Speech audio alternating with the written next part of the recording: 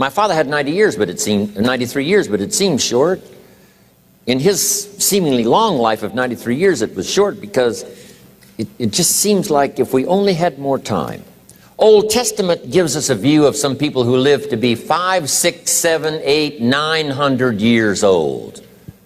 If I have a chance to ask, I will ask, how come we got shortchanged?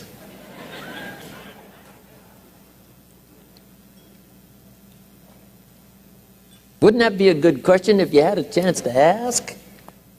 Imagine 7, 8, 900 years to watch generation after generation after generation after generation stay healthy and well. I mean, you gotta be healthy to make it to 900. You gotta take your vitamins.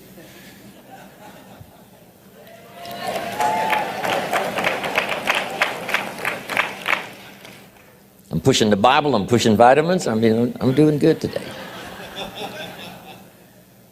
So, the key is time is precious. Now let me give you Bill Bailey's description of time.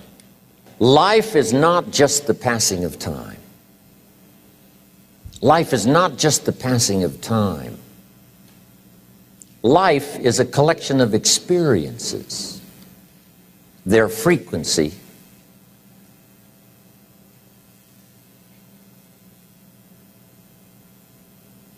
and their intensity. Life is not just watching the clock tick away. Life is a collection of experiences, their intensity, their frequency. When my friend Mark died at age 44, someone says, that's young to die. But what if he lived 4 lifetimes in one? It might not be too young. So here's whatever the span of your life turns out to be, here's what you want to fill it up with: experiences and the intensity of those experiences.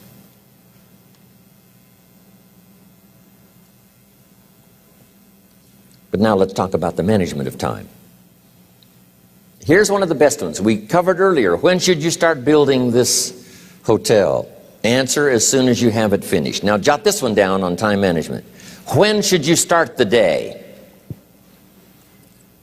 As soon as you have it finished.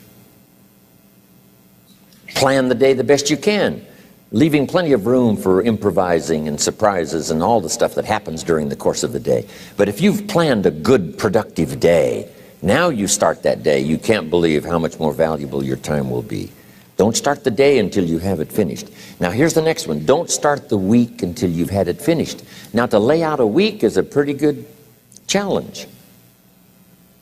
Next, don't start the month until you have it finished. The places to go and the people to see and the productivity and the sales and the customers and the development and all the rest of what you want to accomplish during the course of 30 days. Don't start the month till it's finished. And then here's the big one. This is really challenging. Don't start the year until you have it finished. To the best of your ability. It can't be finished like minute by minute.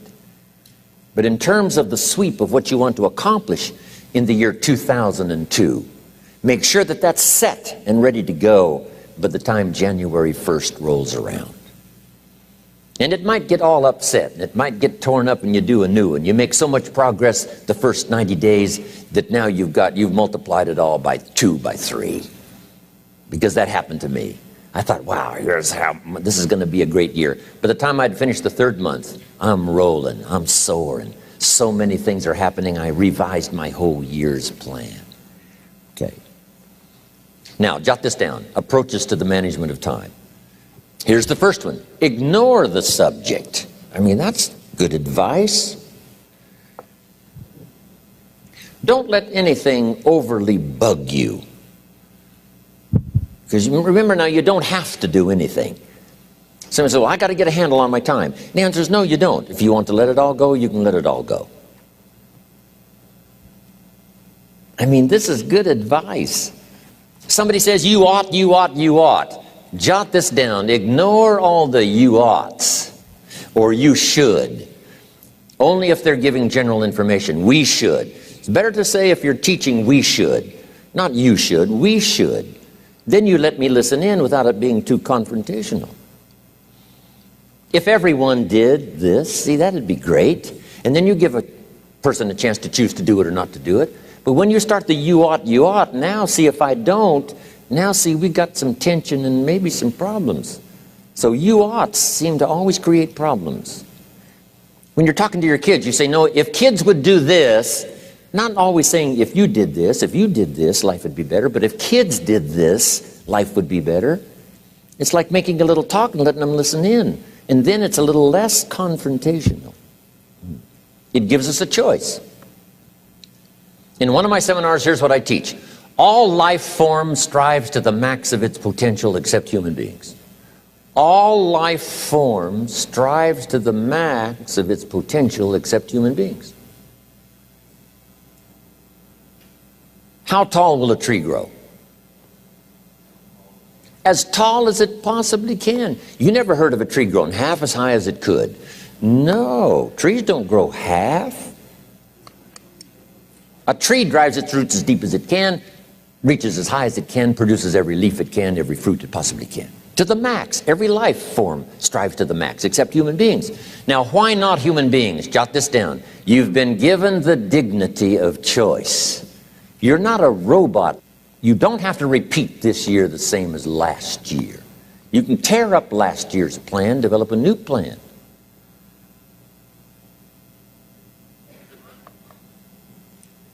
So, the dignity of being a human being. Now, here's the choice on being a human being. To be part of all we were meant to be, or to be all.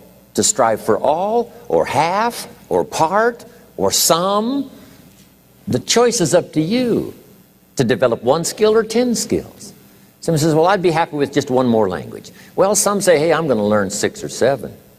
And this is all a matter of choice. And when someone says, no, you ought to learn 4, you've got to resist all that. Because this is personal dignity. And you don't want to destroy someone's dignity by doing all the oughts, and then they feel reluctant to do it. Now we've got problems. So if you want to, just ignore this subject on time management. Now here's the next one. Step down to something easier.